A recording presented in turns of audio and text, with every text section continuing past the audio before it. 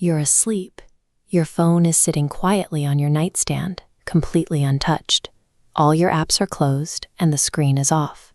But right now, it is quietly working, transmitting small packets of your information up to the cloud. It creates a strange paradox. A device that is entirely idle, performing no immediate function for the user, is actively draining the user's monthly cellular data plan. This quiet, constant drain caught the attention of Joseph Taylor, Mick Cleary, and Jennifer Nelson. These three consumers noticed the unauthorized siphoning of their data and decided to take legal action.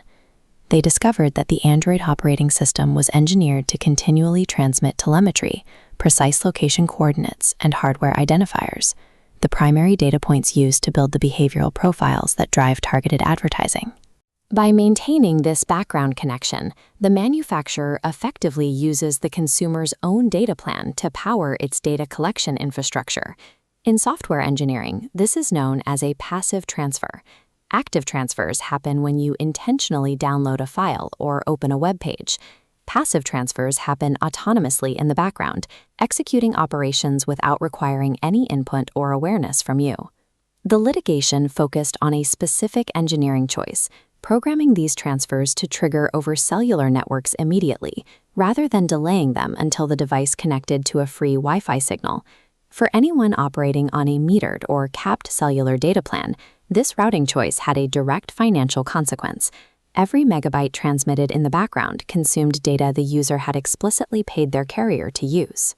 When a device manufacturer utilizes the customer's paid bandwidth to support its own data pipeline, the consumer ends up subsidizing the company's infrastructure costs. To manage how and when our devices communicate, we naturally rely on user interface privacy settings. Many users identified the drain, navigated to system menus, found the Allow Background Data Usage toggle, and switched it off, expecting background transmissions to stop. According to the lawsuit, they didn't stop. Core operating system services were hard-coded to bypass this specific user preference, ensuring the data continued to flow regardless of the toggle's position. Consumer privacy settings lose all their utility if the underlying operating system architecture is designed to legally ignore them.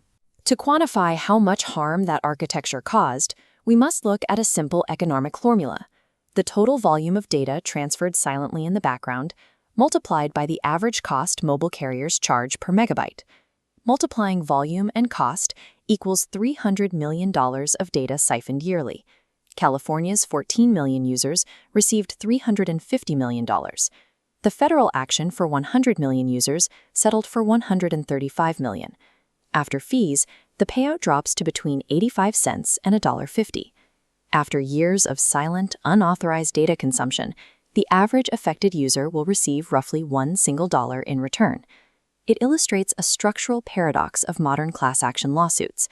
A 9-figure settlement creates a massive financial deterrent for the corporation, while yielding a mathematically negligible return for the actual victims.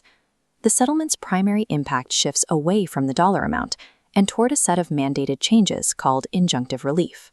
As part of the settlement, the court order forces a complete redesign of the setup architecture for all future devices in the Android ecosystem.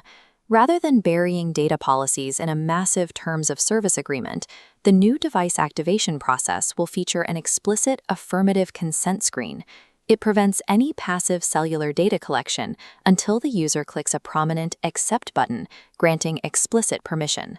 By legally forcing a permanent architectural change on a global software ecosystem, the settlement stops the passive data drain at the source, offering consumers highly effective long-term protection. If you want to claim your portion of that financial penalty, you need to search your spam folder for an email titled Class Action Notice of Settlement. Inside that email is a unique notice ID and confirmation code.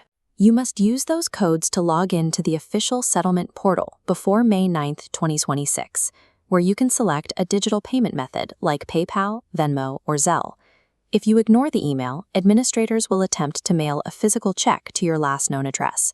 If that delivery fails, your portion will be redistributed to other users or donated to an approved charity.